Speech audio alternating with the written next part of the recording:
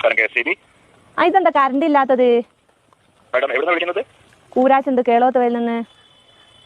Madam ആ ഭാഗത്തെ ടച്ചിങ്സിന്റെ പണിയുണ്ട്, അതുകൊണ്ടാണ് കറണ്ട് ഇല്ലാത്തത് കേട്ടോ. ഏത് നമ്മൾ തൊട്ട് കൂട്ടുന്ന ടച്ചിങ്സോ?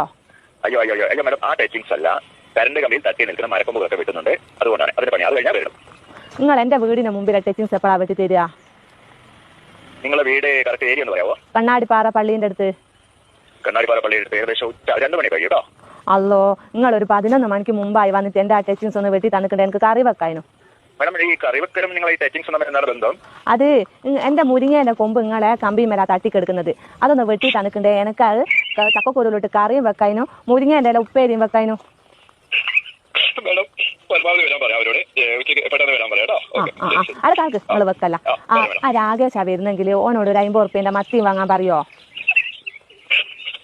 ഓക്കെ മാഡം, പറയാം. ഓക്കെ ശരി. ഓക്കെ.